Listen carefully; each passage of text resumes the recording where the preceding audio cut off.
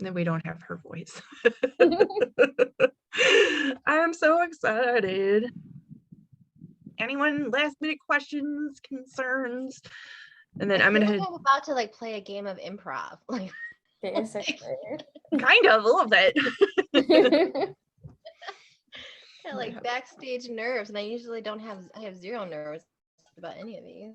You're gonna be lovely and amazing, all of you. And I'm so grateful you're all here. Thank you so much. Thank you for hosting this. I'm just really excited and glad to be here. So Agreed. You've all made it very easy for me, and I appreciate that more than you'll ever know. All right. Where did my go live button go? There it is. Getting close. TikTok, TikTok. I'm gonna close this and have my notes. Thanks for sharing the slides, Lydia. It's easier for me to read my notes when I don't have to do that. This is our third annual too. 3. So the one I went to in that was number 1. The first. And then last year we did a virtual one as well. Allie and Denise were with us, so that was exciting. And hopefully next year it can be in person again. Or like hybrid. Both. Yes. Well, yeah, because the first year was hybrid. That was fun. Awesome. All right, it's 7 o'clock. I'm going to start. We usually give people like a minute or two to log in. Here we go.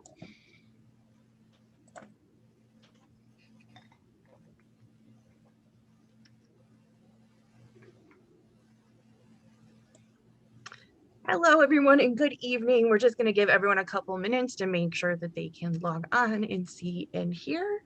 Feel free to introduce yourself in the chat box while you're waiting for us to start the event this evening.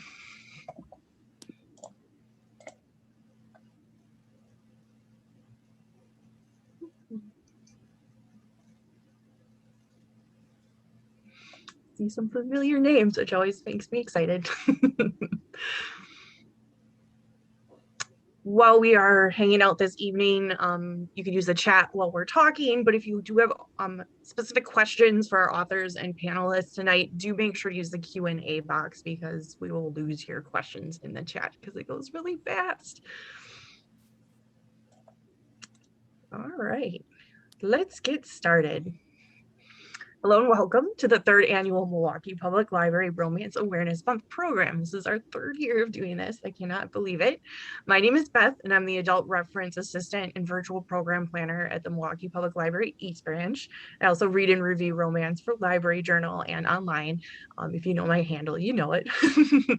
With me tonight in the background is my colleague Lydia Nimke. She is a librarian at the Tippecanoe branch. If you have any questions or concerns about technology, you can send her a message.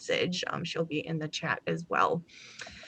Again, make sure you use the chat box, say where you're from, where you're watching from. We're very excited to have you all here today, and do use that Q&A box if you have specific questions or you would like to throw some scenarios at our panelists. Because as you notice, as we go along, we're going to throw a poll out to you. And at the end of the program, Allie, our moderator, is going to lead the authors in a Mad Lib style rom-com scripting session, which I'm very excited about. Please choose with your hearts. The choices are pretty great, so follow your heart.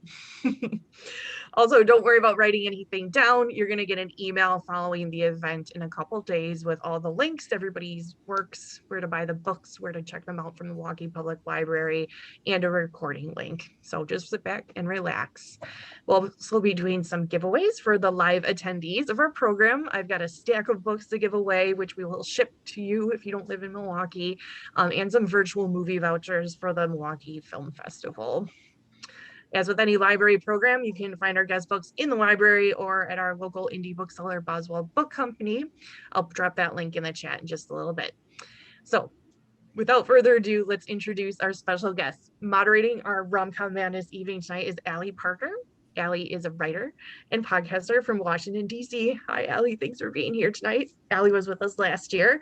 She loves talking about romance books and movies and does it on her podcast, Romance Ever After. It looks at romantic comedies with a genre romance eye. In the background and coming on down, Stacey Agdern, thanks for being here. Stacey is an award-winning former bookseller who incorporates Jewish characters and traditions into her stories. She lives in New York, but I think it's on somewhere else right now, on vacation maybe. Yes, You can I'm here from Virginia. Yay! You can read her book right now, The History of Us. Also with us tonight, a second time attendee, Farah Heron is with us. Farah writes romantic comedies and women's fiction full of huge South Asian families, delectable food, and most importantly, brown people falling stupidly in love. She lives in Toronto.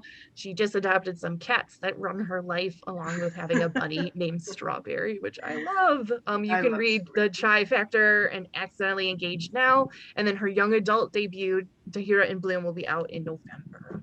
Thank you, Beth. You're I'm so excited to welcome. be here. Thanks for being back with us. You were doing Skype with us before it was cool. Before it was cool, I was like zooming into panels. Yeah, you were definitely hipster of the virtual book events. Also with us tonight is Melonie Johnson, local to us from Chicagoland. She is a USA Today bestselling author, writing funny contemporary romances, including Too Good to Be Real, which you can read immediately now. She's got her ultimate Star Wars collection in her office and dreams up meet cutes every day. Liz Lincoln is our local Milwaukee author and also my neighbor. Who knew? I did once I found out on Twitter. Liz has been concocting stories as long as she can remember, especially about people falling in love. When she's not writing, she spends her time rooting for all of the Wisconsin teams, especially the Green Bay Packers, and at her daughter's soccer games are cheering on the USWNT. She embroiders and writes the romance series, The Milwaukee Dragons, which you should definitely download today. And last but not least is Denise Williams. She wrote her first book in the second grade, I Hate You, and its sequel, I Still Hate You, which featured a tough, funny heroine, quirky hero, Winnie Bender, and a dragon. I'm still waiting for another dragon to appear in her books. She lives in Iowa with her husband, son, and 2 ornery doggies who think they own the house. That's it for our panel. Welcome everyone. I'm so happy to be here. I'm going to turn it over to Allie and I'll be chatting with everybody in the chat. Thanks everyone. Thank you, Beth. And thank you, Milwaukee Public Library, for having me moderate this panel. I'm so excited. Hopefully you guys have some fun with us. So we're going to talk about romantic comedies tonight. I don't know about you, but romantic comedies and romances have been getting me through the last year and a half. And today we have some really great authors who write some really funny books. So let's get started. I'm kind of a rom-com purist. So I like to start by asking people, how do they define a romantic comedy?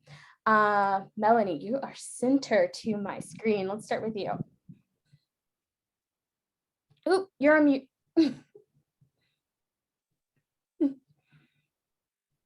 Isn't there like, okay, so everyone has to, there is always the one person who's you're on mute. It was me. I'm glad I got that out of the way for everybody. So you're welcome.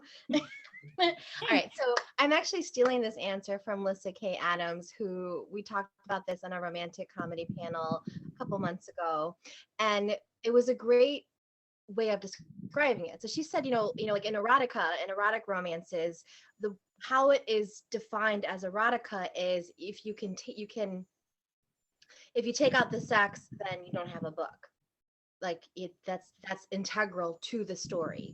With rom-coms, same thing. If you take the comedy out, you don't have a story. The comedy, those comedic elements, whatever they are integral to the story.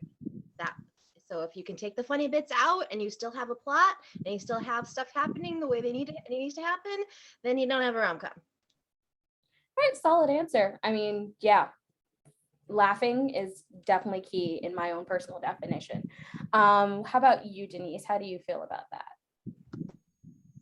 Yeah, I think that's a solid definition. I think it's kind of murky when thinking about taking out comedy, because what's funny to people is so, varies so much.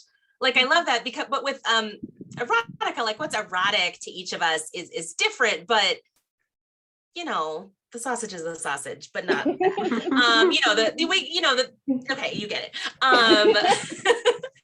But with what's funny and what's humorous is so variable to people and kind of what they want. And so for me, it's mostly, am I laughing when I read it? And then for me, it falls into that rom-com space. If I am getting funny, if I'm getting laugh out loud moments, if the situation, is comical to me. But I do think sometimes we maybe try to over define rom-com, because the com part is almost, in a way, indefinable, insausageable. Like I got a thing going on here that's not articulating well.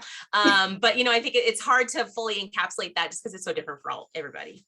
Yeah, comedy can be extremely subjective. What are some comedic elements though that you guys look for in a romantic comedy? What about you, Farah? So I actually teach a class on rom-coms, and one of the things that I always talk to my students about is that if neither the comedy or the romance can take away from the other. So sometimes you're reading a book and it's really, really funny and laugh out loud and all that, but it's at the expense of the romance. And of course, the opposite can happen too, where the romance takes over, and then you just have a couple of jokes here and there, or maybe a cute dog, and people are like, well, that makes it a rom-com.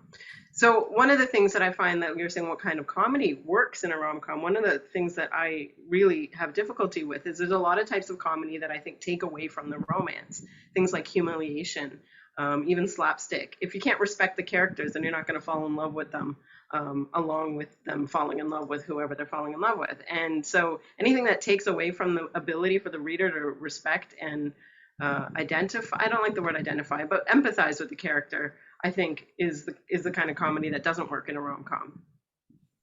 Okay. What about you, Liz? What kind of comedy works for you in a romantic comedy? I think, to piggyback off what Farah said, I think it has to be that balance between the romance and the comedy. And again, I don't like the humiliation, the embarrassing mildly embarrassing can work. Right. But how about, what's your favorite comedic element to include? I think I like more situational, where it's more of a plot element. So then it would get at what Melonie was saying about you can't take it out, rather than a funny one-liner is great. But to me, if it's just one-liners, it's not truly a rom-com, I think. Okay. What about you, Stacey? What's your favorite to put in? So it's kind of, I like the fact that I'm the last person to kind of answer, because there's a lot of, everybody's been pointing at some really, really good things. And so in order to sort of deal with the balance, the characters have to be in on the joke. And it can't be something that's sliding in just for the reader. That's another thing entirely in that comedy. There has to be situational elements. There has to be moments in dialogue, a little bit of everything, I think, that ties that balance together, that goes to the idea of you can't take it out because it is everywhere. And it's so tied into the foundation of the story, not in the sense of every scene is going to have humor, but more often than not, you'll find it, whether it's in a one-liner, whether it's in the situation, whether it's something that the character is doing and genuinely laughing at themselves. I think about my favorite authors who do this well, and I keep coming back to the ones that have all of these elements in them. Mm-hmm. Yeah. Okay. All right. So we've talked about some of the elements, and one of the things that kind of always bothers me about people making assumptions about romantic comedies is that they conflate it with contemporary romance, because so many general just plain contemporary romances tend to be funny, but we've kind of defined what a romantic comedy is a little bit more. So do any of you have any examples of a non-contemporary romance? It looks like Stacey, you have one. Yes. So the first when I was thinking about the elements and I was thinking about all of these things, the first name that comes to my mind is Molly Harper. How to Date a Naked Werewolf. She's also written a whole bunch of books, set in sort of a small town called Half Moon Hollow. as you know, both as the series of the Jane Jameson books, but I love the side characters in Half Moon Hollow. When you first asked the question, when you were first talking about that we were going to have this question, my first reaction was going to find a short story called Driving Mr. Dead, which is just hilarious. It was a short story that appeared, I forget exactly where initially, but it ended up being available, and I think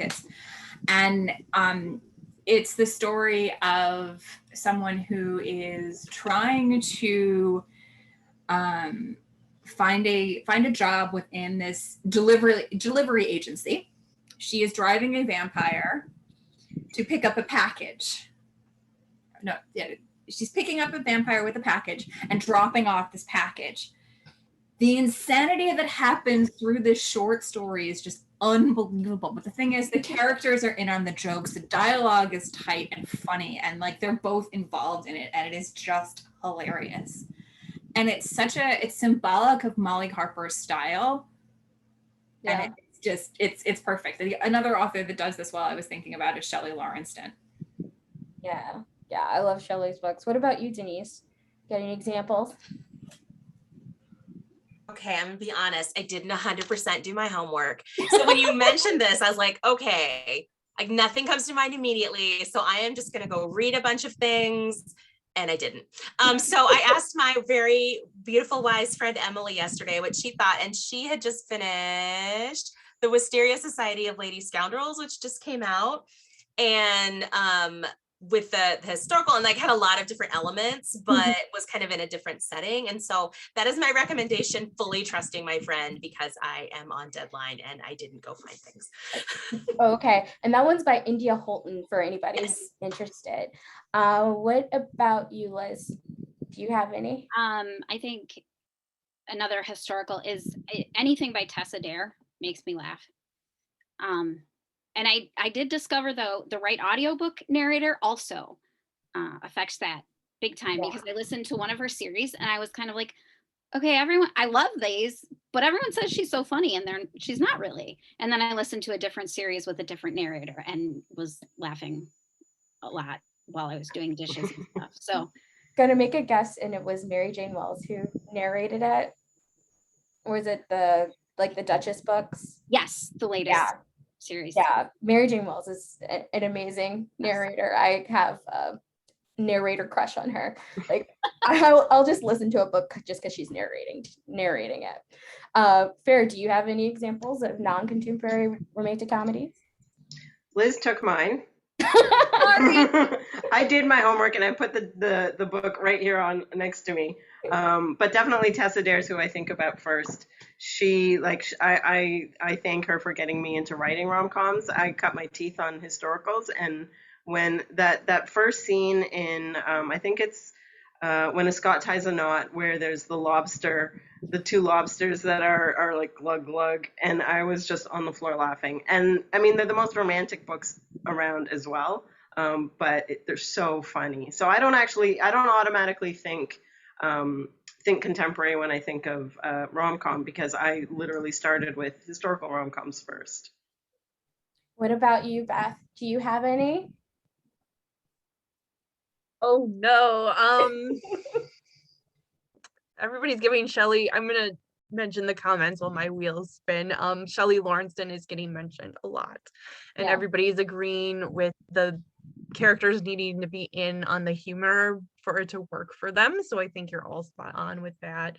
As a reader of rom-coms, I too agree. I don't like humiliation, but I like when they're in a situation together that might be embarrassing for the both of them together. Like that really works for my specific funny bone.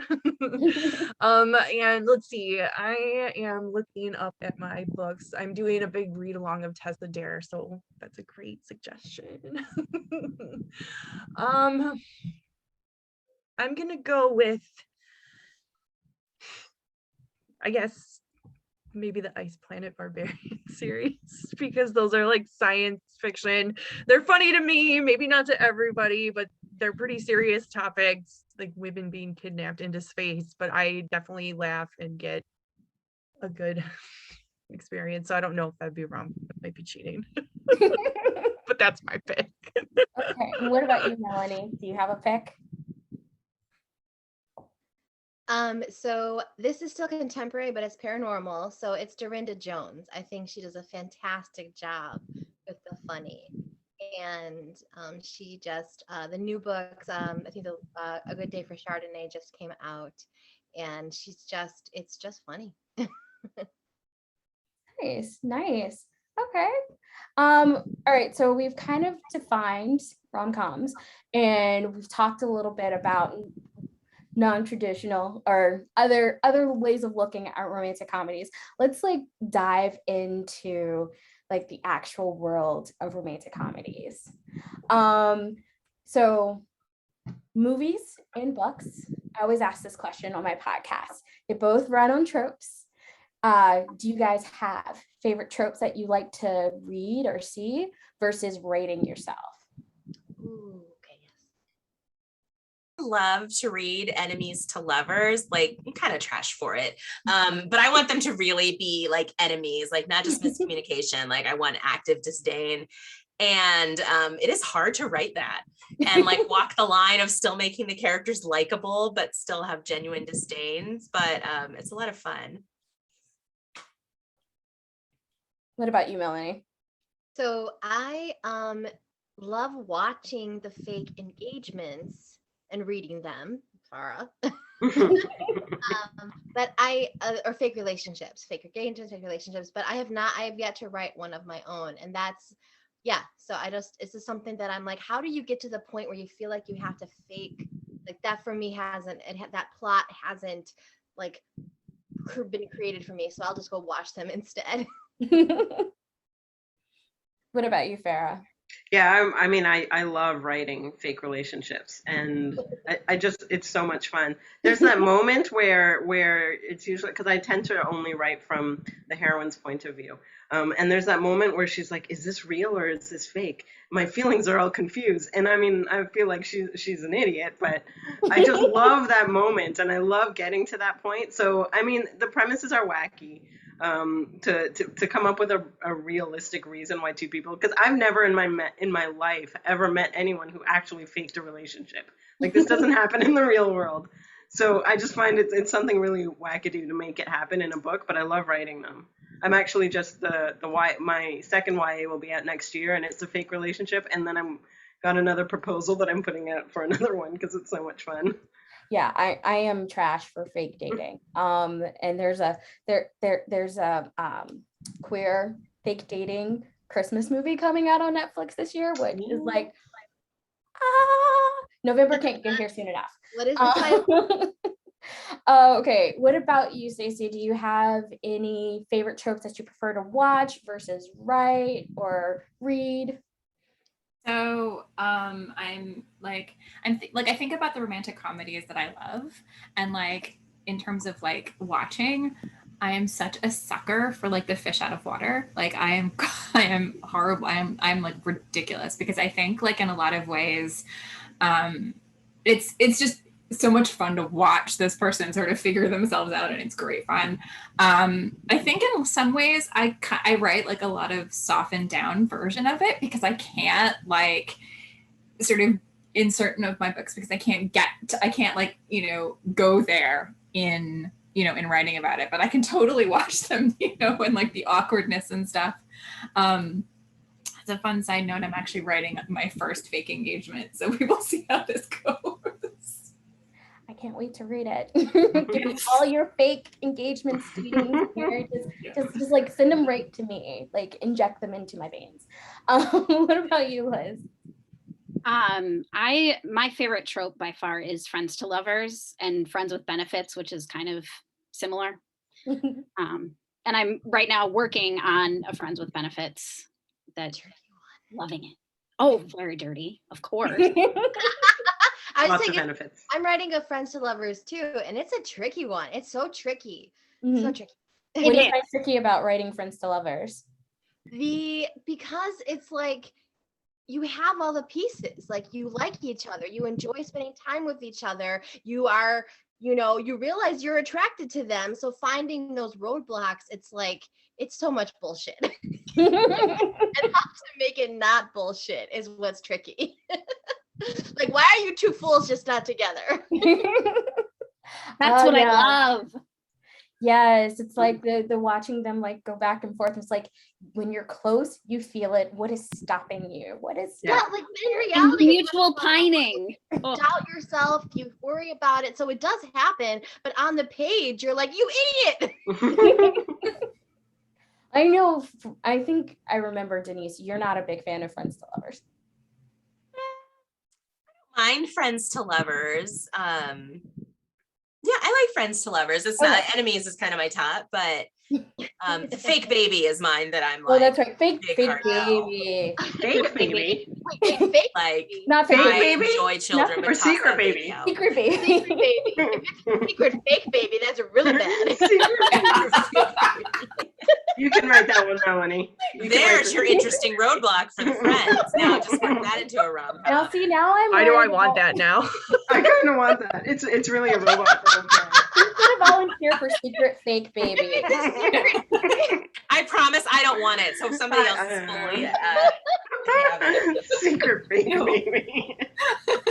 I am working on a Enemies with Benefits book right now that I love. That'll be out next fall. But yeah, that's fun. That's like all the friends with benefits, but the fact that they hate each other is the roadblock. Like it's real easy.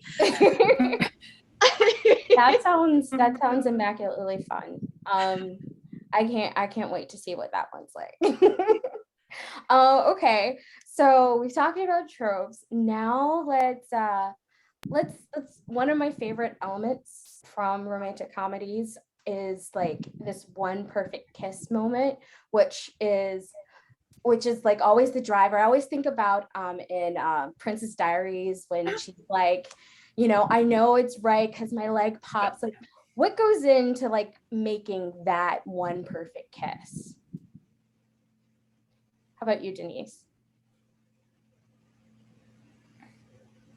Different for every, I think in some ways it's different for every book because it's different for every character. So like if I think about the different characters I've written, that first kiss is magical because it makes them forget the world around them, or it makes them feel safe, or it makes them feel kind of wild, or it's just a really hot kiss. But like that, I think the best kiss in a book or in a movie is the one that speaks to the characters, maybe not directly their wound, but like whatever roadblock or lie they believe or roadblock they have faced, how that kiss in some way speaks to that. For me, those are the most powerful, where I get all the goosebumps. And I like reading high heat romances, like that's my jam. But in books where there isn't that, where it's not on the page or it's faded black or whatever, that kiss can be so powerful and like so tingly if it speaks to like all those emotions that are built up. Do you have a favorite kiss you've written? I've written? Yeah. I do have so many. Gosh, which is my favorite? It's probably in The Fastest Way to Fall, which will be out in a couple of months. And that's a slow burn, which I don't know if I'll ever write it again, because then when you go and edit it, you have to wait for everything to happen. But when they finally kiss for the first time, it is kind of sexy and very sweet. And for both of them really speaks to kind of their personal roadblocks. And it's like my favorite scene in the book. So I'll be excited for everybody to read it. So, what about you, Melonie? What goes into a perfect kiss for you? So for me, it is like those moments where you kiss someone and you're just, it takes like you see the after effect where you're like, okay, whoa, like everything changes. Like the whole, like, it's like whatever was happening before that kiss, that's like, BC or BK, and now we're AK, we're after the kiss. I really love those kind of like, I'm just when you find those reasons to kiss, to like, we're practicing so you can kiss someone else for real, or I'm just going to kiss you to show you that I don't actually have feelings for you. And I'm finally actually getting to write that because I'm writing a Friends to Lovers. So it's like, we're going to kiss each other to prove that we don't have any feelings for each other. And of course, it's that whole like the Nick Miller kiss with, yes, where, yes. So the whole kind of like they kiss each other, like, we're just going to do it, we're just going to kiss. And then you see them both like, okay, my world was rocked, and how do I deal with that? How do I deal with the aftermath? Love it. Nice. What about you, Farah? What's your one perfect kiss? So yeah, I very much agree with Denise's explanation of how like it's really great if the kiss affects their wound or the thing that was holding them back in the first place. When I actually think about my favorite kiss, so my YA is coming out in November, and that book is very aesthetic. It's about flowers, and it takes place in a very quaint little small town, and there's like, it's about flowers, so there's flowers and fashion. And so I was very strategic about where I had those moments. So, and it was almost like a gift to the character. So when she sees that particular flower, I don't want to give it away. Whenever she'll see that particular flower for the rest of her life, she'll remember her first kiss with that boy that she fell in love with that amazing summer. So I think the setting is quite important for making it memorable, not just for the reader, but I like to give that gift to the character. And what about you, Liz? Writing the perfect kiss. I think a lot of it goes to what you've written before, just sort of ratcheting up the tension step by step until it's ready to explode in a kiss, and they can't not kiss at that point. And also I love that scene with Jess and Yes. whenever I need to get in the headspace to write something kind of like kissing or steamy or something, I watch that scene. Jake Johnson knows how to kiss. Really does. Personal experience? I have no Different discussion, different library. I've watched Starting rumors. I've watched a lot of filmed kisses, and what about you, Stacey? What's your one perfect kiss? So once again, I have the benefit of going last, and like I get to listen to like all of these brilliant people talking about this. And so for me, it's a combination of a bunch of different elements. When Denise was saying it's different for each and every character, when Melonie says there's the before kiss and then after kiss, and that also when Liz was saying, you know, they can't not, that sort of emotional explosion. And I'm also going to piggyback off of Farah too, because what she was saying about setting as well. So I was thinking about, so my October book, Love and Latkes, is set at in the middle of a small town latke competition. And our characters are, like my heroine had the worst crush on the hero in high school, and it was this unrequited zombie mess. And when she comes back for this competition, he invites her over to, like, as the book continues, like they deal with this sort of zombie crush in the background, and she goes to his house for, you know, to help him put together his barbecue. He does kosher barbecue, so like, you know, Saturdays, that's what it is. That's what he does. And so she spent the day helping him put this barbecue together, and they've had a full day of just spending time together. And then at the end of this scene, that they just he's seen her in a different light, and like, again, sort of friends to lovers but enemies to lovers at the same time. And there's that kiss, and it's like, you know, it's your greatest dream, your worst nightmare at the same time. And it's like, what do you do? What do you do when you're not ready for that? Mm-hmm. So that it was powerful to kind of like find that balance. Very nice. Okay, so in preparation for our Mad Lib rom-com, we have a couple of poll questions that we're going to ask you. It's going to get launched right now. Yep. I can't wait to see what your answers are going to be. But the first question is job for a main character. So it's either love interest, it could be any love interest. The second is a wrench in the plot involves one of these things.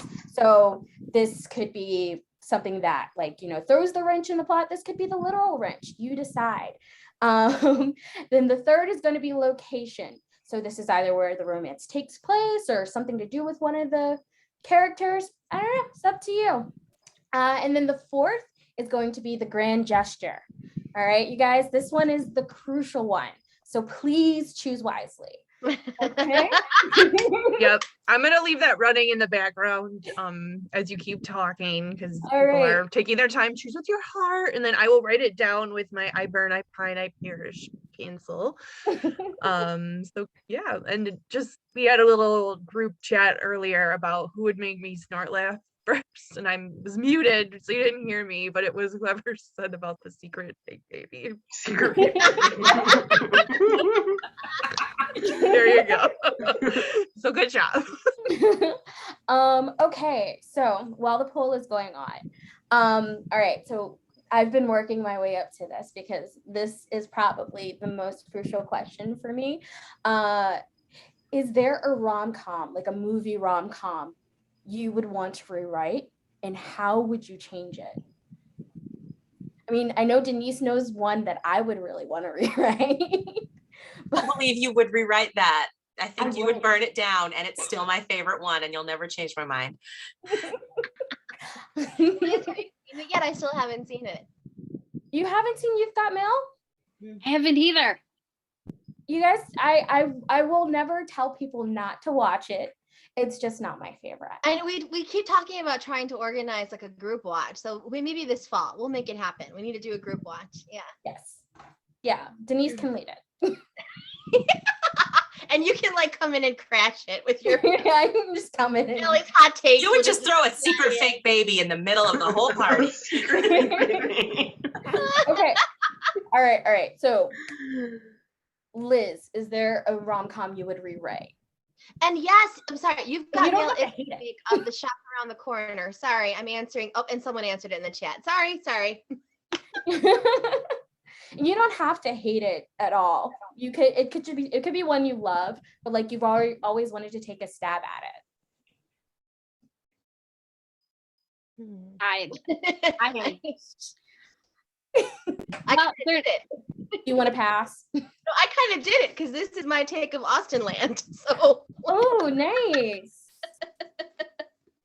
Very nice. Like, why can't we have a place where you can go live in? If you can go live in Jane Austen's world, why can't I go live in a rom-com? Okay, let's do that. What about you, Farah? Do you have one that you wanted to?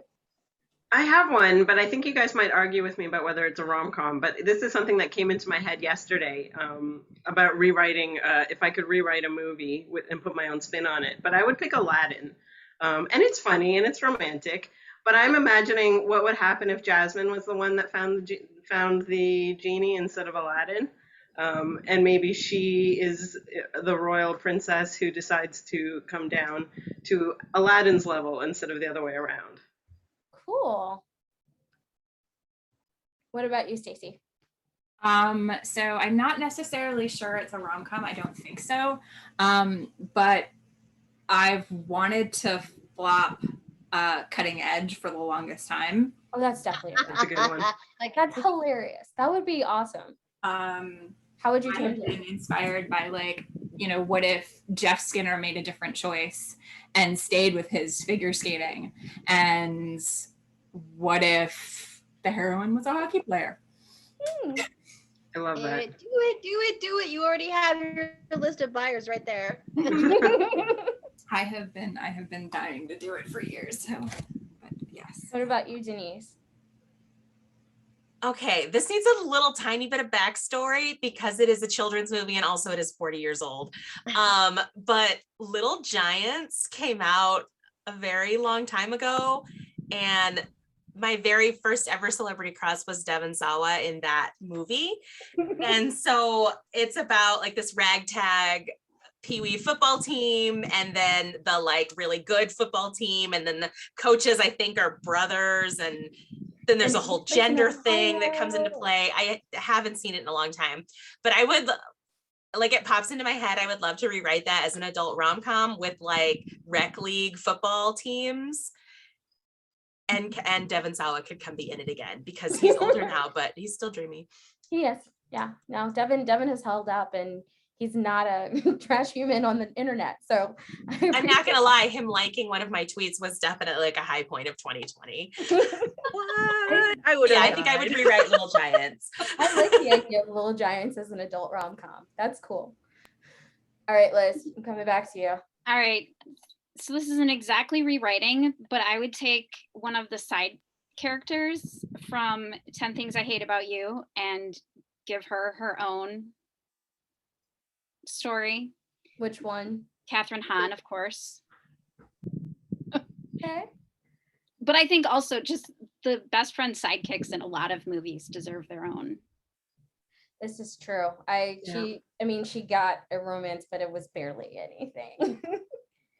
Okay. Why don't we open it up to some questions while you guys are still voting? Yes, how to lose a guy in 10 days, not 10 Things I Hate About You. One of those 10 movies. Thank you, whoever said that in the chat. Yeah, I don't see any questions yet in the Q&A. Does anybody have any? You can type them in, or I'm watching the chat, and I think pretty much everyone got the poll done. Do you want to know the results? Yeah, let's do some results. Okay, first I'm gonna end it. Sharing the results now. Okay, so job for a main character is ice cream parlor owner. The wrench in the plot involves a cactus. The setting, how appropriate, Milwaukee, Wisconsin. Should be a custard parlor then. Could be. And the grand gesture is going to be a speech in the pouring rain. All right. There we go. Oh, and I see a question. What was that? Yeah. Tatiana Richardson would like to know, who would you cast as leads in a movie version of your latest book? Who wants to go first? I'll jump in at once. Yes. I just the other day, so I have the ideas pretty fresh in my head. So for Too Good to Be Real, the hero is ridiculously awkward and nerdy, and kind of is very, very smart, so tends to kind of over explain things with rapid, like, big words. So he's in the show Criminal Minds, who plays Spencer, I think. That guy. Do you know what I'm talking about? Tom. Michael Gray Gubler. Oh, that guy. That guy, I know. Yeah, who that is. Yeah. Kind of, yeah. The kids So- on TikTok love him. and the heroine would be Zoe. She was in Set It Up. The heroine in Set It Up. I believe she's the daughter of. Zoe Deutsch. Thank you. Yes, Allie is in to save it. So that would be my characters for Too Good to Be Real. Cool. Okay. What about you, Farah? This is a very tough question. I write South Asian characters for the most part, which makes my pool of actors very, very teeny tiny. Who would I pick? With Accidentally Engaged, there was the actress whose name I don't remember, but she was in The Good Place. She was the bad Eleanor. Oh, Yeah. She was amazing, and she's definitely who I saw when I was writing. I think she would do amazing as Reina in Accidentally Engaged. And then my hero in that, Nadeem, has a British accent, so you could put Dev Patel in there. If he's listening, I'm okay with that if he's interested, because he's got the British accent already and he's super hot. So that's who I would pick. okay. What about you, Stacey? So I'm actually going to go and talk about Love and Luck this year because So the strong face cast is definitely there in my head, because so main male character for Love and Luck is like cast as Seth Rogen, and his heroine is in my head Mayim Bialik. Again, Jewish characters, Jewish actors. I try to actual cast Jewish, actors if I can, but this was just like they did something together at a synagogue, and I was like, holy crap, yes. And that's it. So. And you, Liz? Well, my last book, Home Field Advantage, when I was writing it, I sort of pictured Ryan Reynolds and Blake Lively. And honestly, they should do a rom-com together anyway, because they're like a perfect couple and they're hilarious. So they can do mine. And Denise, landing on you. I'm horrible at fan casting my books, as I realized the one that comes out in like 2 months. I'm like, I have no idea. I haven't thought about it yet. This guy on TikTok, but with Hero. But for my last book, For How to Fail at Flirting, the actors I had in mind when I was writing it were Henry Cavill and Meghan Markle. Like both of them have a few other things going on, but that was kind of the people I had in my head, and like who I gave to the cover designers kind of as ideas as they were working on that. But yeah, I should get on the new book. So if folks have ideas. Can I ask a question? Sure. Do you, so I never actually do the thing where I imagine actors playing my characters when I'm writing the book. That kind of comes after. I see Farah's already shaking her head. So Yeah, I don't do that either. Yeah, No. I know sometimes it does help, like vision boards and things do help, but like what I always start from characters who are already in my head, so I see them before, you know what I mean? So like it's always it's backwards. I don't like use the character that comes later, like when the story's already written and the movie director then has to cast it. That's how it works for me too. So I was just wondering. I write them in my head, and I feel like when I'm editing, I kind of think of people, because then I'm like, how would that? That's a What is great a mannerism they would do, or how would this work between two people? Or yeah, but that's I'm the same way. I don't like start with a vision board. I always need to. No, but that's smart to do like it in funny. editing, because then you can help, like, because what cartoonists will do, like Disney cartoonists, they'll like record the voice actor to pick up on their mannerisms and then use that in their, yeah, very, very smart, Denise.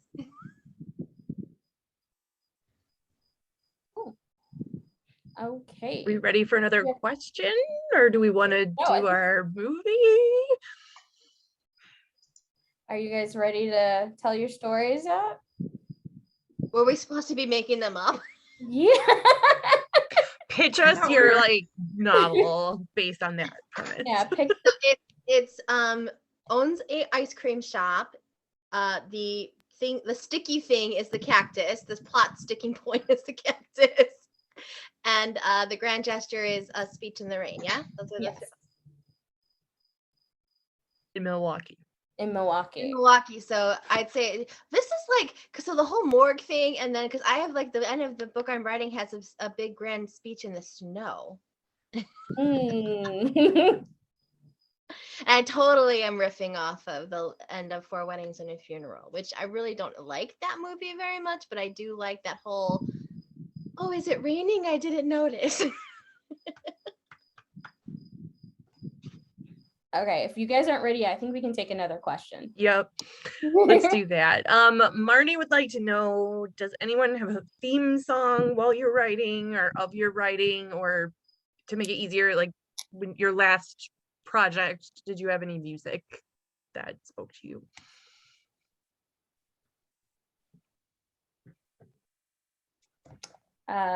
What about you, Melonie? So I always have to have music. I have ADHD. I don't really talk about that, but like, so like somehow that part of my brain needs to be engaged in doing something so my other part of my brain can work. But with everything that has been happening in the universe, what usually worked wasn't. So what I ended up finally finding that worked was I listened to French pop tunes, because I can't speak French, But it really helped me, like, so I was able to focus on the book. But there's always themed songs that are connected to the story. And with Too Good to Be Real, it was the 80s song True. You know, this much is true, the that song.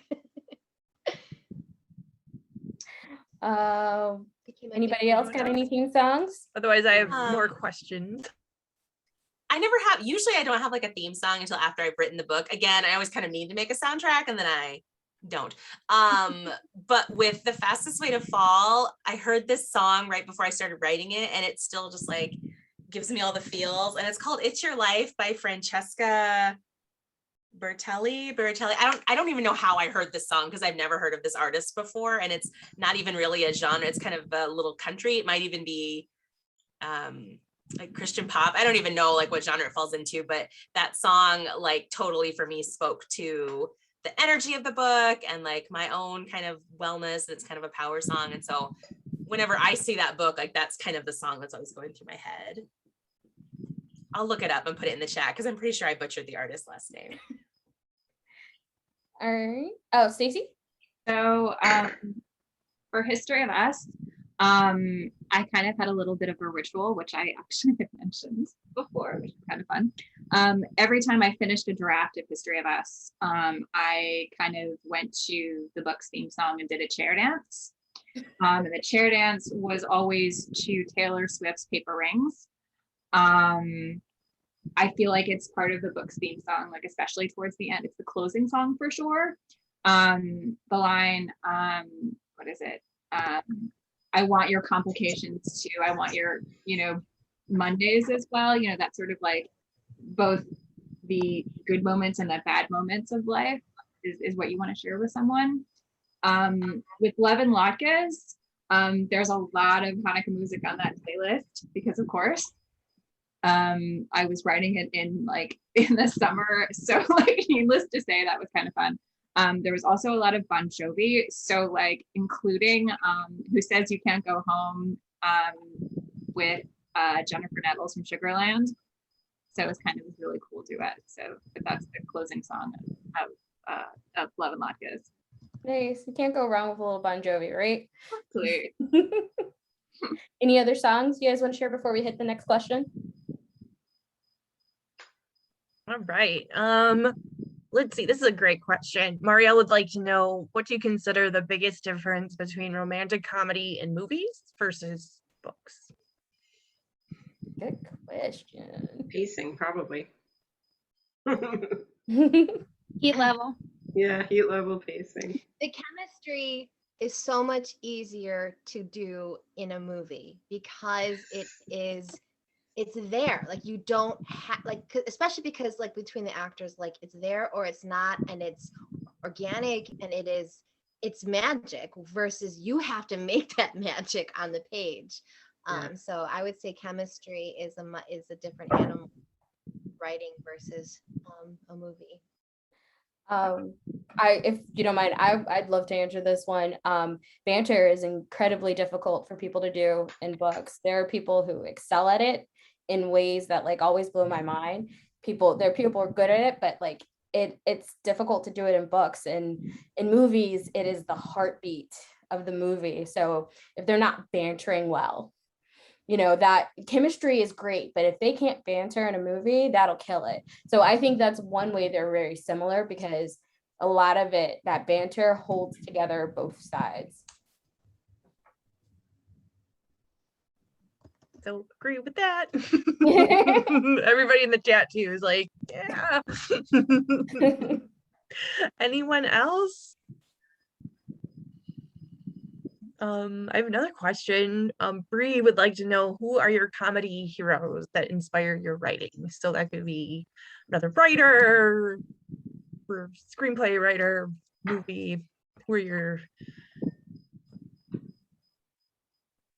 I never thought about this before, but when you asked the question, Beth, the first person that came to mind, and I'm such a nerd, it's Tom Stoppard, who is a playwright, but he also wrote the screenplay for Shakespeare in Love, which amazing and has all of it, has the funny, has the heart, so Tom Stoppard.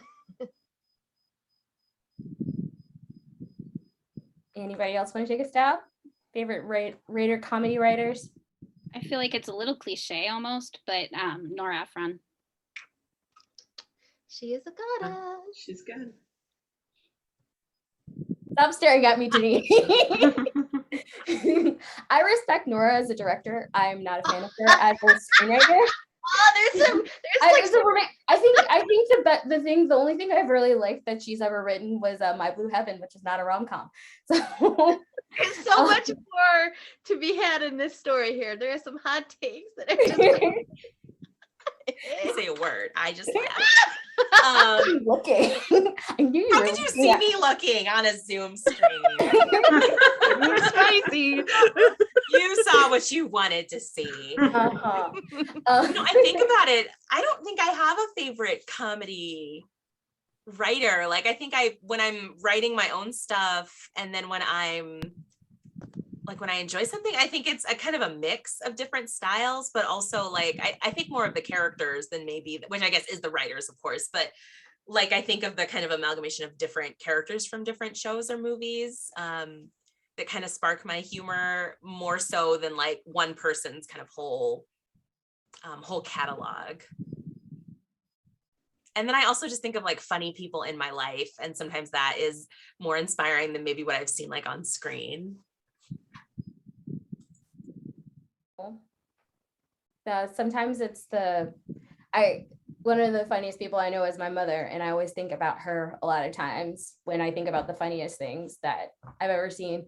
Don't get me wrong, I love plenty of movies, but like I feel like she's like the funniest person in my life, and I'm always cracking up about her. Would anybody else have any writers they love? I mean, I'm probably the thing that made me want to write the most was the first time I read a Jenny Cruzy book. She's hilarious. And, not everything holds up, but like her ability to do banter has stuck with me for, I guess at this point, about 20 years. So I still love rereading her books. When it comes to screenwriters, love Aileen Brosh McKenna. So she wrote The Devil Wears Prada,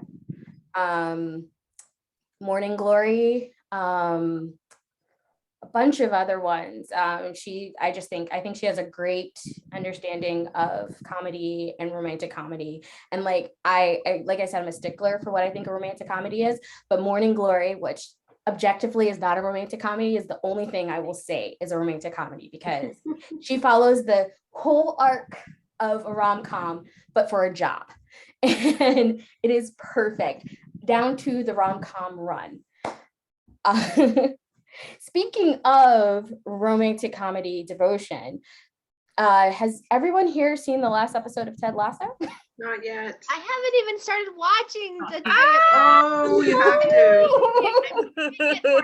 After this book is done, that whole thing is my reward. I haven't watched a single episode. We'll have another chat, and then like Once we we're can have all a caught whole up. like podcast just on Talking about Ted Lasso. Yes, we should. But Yeah. that episode is just like a perfect devotion to romantic comedies. Okay, now you guys have stalled enough. Okay. Well, I have mine. I'm ready. You ready? I'm Denise, not. Ooh. all right. Denise, do you want to go first? I do. Except I didn't come up with any character names. So if someone wants to drop those in the chat, whichever one I see first is the one I will use. And Beth, they're talking to you, but that's the first name I saw. So Beth will be the heroine of the story. And Beth grew up in an old money family, was all set to take over the family business, was engaged to the boy next door who was family approved, and then decided to chuck it all to move to Milwaukee and to open an ice cream parlor, earning the ire of her family and breaking this person's heart, the boy who's just going to be called the boy Lucas. presenting a minute. It's Lucas. Lucas. Yeah. Okay, breaking Lucas's heart. So fast forward, the ice cream parlor is doing well, and there's a competition coming up to be the best ice cream in Milwaukee. There's a big cash prize. and other stuff. And there is a problem because a new ice cream parlor, that's kind of a gastro ice cream pub, has moved in. It is called Cactus Cooler Creamery. And they are really kind of running Beth out of business. So Beth knows that her grandma has the best ice cream recipe in the world. It's amazing. And it's got a secret ingredient that she was never privy to. She was supposed to get it on her wedding day. And so she asks her grandma and goes back and says, I left the family, but I need this to save my business. It's my dream. And grandma is an old, like, stone cold G. And she's like, nah, sorry. And so she, through happenstance and rom-comery, talks the ex-boyfriend into helping her out so they can get this recipe. And so they end up pretending to be back together. Said boyfriend has gone on to get a degree in food science. And so as he is helping her to get this recipe from grandma, he's also encouraging her to use some of the tactics that Cactus Cooler Creamery is using, and kind of science and like bringing this different thing into the creamery. And so it comes to a head. They realize they're still in love. But of course, she is committed to living her own life and then living independently. He is still tied to home, and they break up. And then, like, yada, yada, yada, things happen. We get to the competition. She loses the competition, but realizes the most important thing that she lost was Lucas. And so runs home to this place. I don't know how far it is, but it's a jaunt, and gets there, and it has started to rain. And she's holding a cup of her second place ice cream, which is now covered in rain, but she offers it to him and says, "You are the sweetest thing in my life." And then grandma is watching, which is a little creepy, but not really. And then she gives her like the real secret recipe, which is love. That was so good. The comments are really sending me into. I don't know who Audrey is. Love you, Audrey. I love you. Turns out I was disqualified for putting drugs in my ice cream, Denise. We've talked about That's the that. first secret ingredient. It's meth. It's frowned upon in the Milwaukee ice cream circuit. Audrey was wrong. Audrey guessed Coke. Okay. Anybody else want to take a stab? I forfeit. You're I can't do now. that. Good.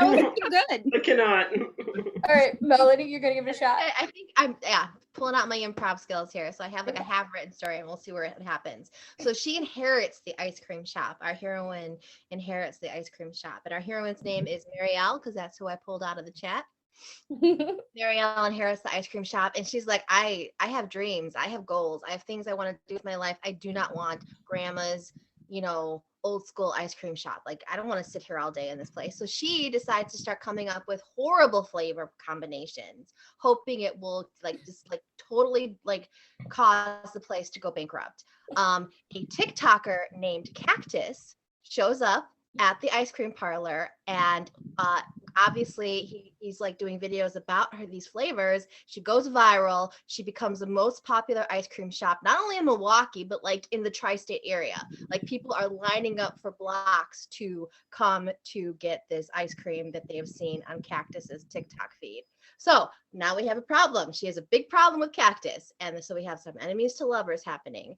And that's as far as I got. All right. Can you get them to the rain? Who's gonna do the gesture in the rain? How about that? Yeah, somebody picked. Pick one. Oh, I already went. Denise has an idea. I love the ice cream flavors people are coming up with, because it would be fun to come up with pickle sriracha peanut butter. No. Denise, who do you think is doing the gesture in the rain? I think Marielle is going to be so disdainful of TikTok and TikTokers and all of this, and is going to make fun of it like the whole time. And then there's going to be some TikTok trend where you dance in the rain, and the grand gesture will be her dancing in the rain, doing this grand gesture TikTok dance badly, it's like and when then they do the filming it. stop and there's the splash. It's very artistic. They'll be, oh my gosh, they could redo the Tom Holland the umbrella dance and like the rain. Okay, so there you go. No. That's my suggestion. All right. Anybody else?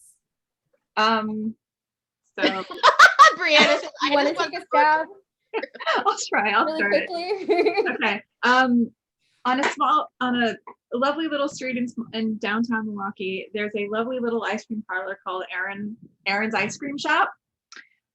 Aaron is trying to make a major splash on the food scene. He's beloved by certain people, but not by everybody. So what he's trying to do is he's going to hold an ice cream party. He's going to have he's going to open the shop the entire day, have all of his flavors and, available for decreasing prices. So if you come in early and get some scoops. Anyway, the problem is you need ingredients to make ice cream. Except here's the problem. The mail person screwed up and delivered a freaking cactus that was supposed to go next door to the greenhouse shop, to the flower shop, to the exotic plant shop standing right next door. Green Shop, which is owned by Mel Greenspan. She is confused. What the heck is this going on? Why am I getting all these chocolate chips? And why am I getting all these random ingredients? I need my cactus. I special ordered a cactus from Arizona for one of my regular customers. What's going on here? Because of course, for the last however long, her customers have been annoyed about this bloody ice cream shop next door. It's not a sabotage, but she kind of wishes it would be. He shows up at her shop to try to get his stuff because he's got all of these people coming.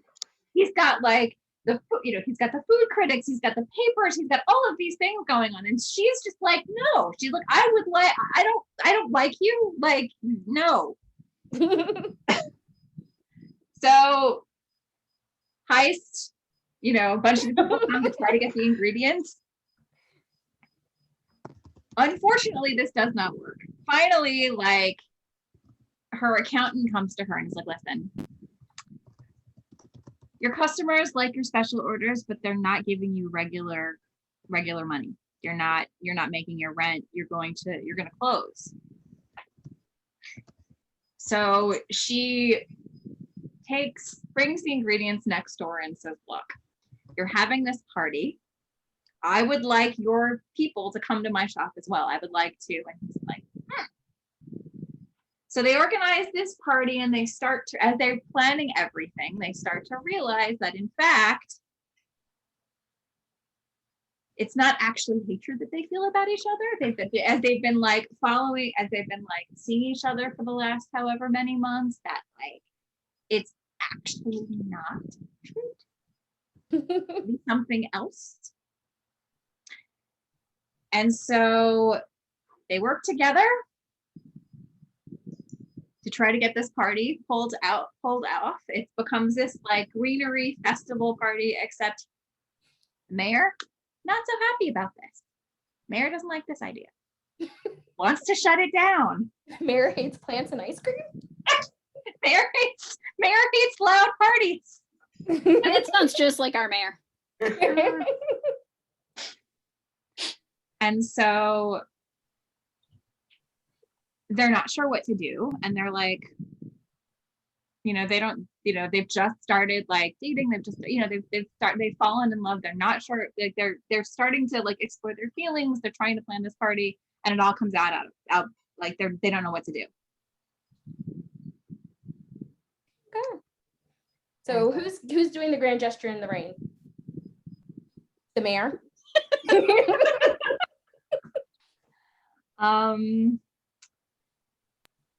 Probably it would have to be.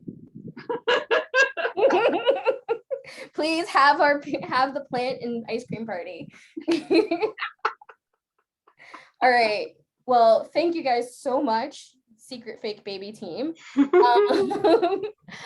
Let's talk about what you guys have coming up and where people can find you. So let's start with you, Denise. Yeah, my upcoming book is called The Fastest Way to Fall. It'll be out November 2nd in the US and UK and across Australia. And it's about Britta, who's plus size heroine, who has to review a body positive fitness app for her job. And then Wes is the hero, and he owns the app and ends up being the trainer, and then shenanigans. And so it'll be available everywhere. It's up for pre-order. You can pre-order it, of course, through, I think Boswell Books is on with us today. And I have a pre-order campaign through the Red Bodice. So if you want some swag that I'll be announcing soon, that'll be through there. And then I have 3 novellas that'll be out next summer, which all take place in and around an airport. So there is kind of a fake dating. There's an enemies to lovers and there's a friends to lovers trope in those. And there's a dog in one of them because I had to include a pet. And then my next novel will be out in September. So it's going to be kind of a busy year. And you can find me on Twitter, usually wasting time, and TikTok trying to be young. Otherwise on my website, which I'm sure you can drop into the chat, but it's denisewilliamswrites.com. Awesome. What about you, Liz? What's coming up for you? I am sort of in a transitional period in my writing career right now. So I am between contracts. I'm still working, still writing, working on a women's soccer series. But I haven't sold it yet. So, okay. What's your latest book that people can find? My latest is Home Field Advantage. That's the 3rd one in the Milwaukee Dragons football series. Unfortunately, you can't get that through Boswell because it's only an ebook, but you can find it anywhere ebook retailers. And my website is lizlincoln.com. Great. And Melonie, what do you have? So this one just came out in July, Too Good to Be Real, and it is the Austin land for rom-com lovers.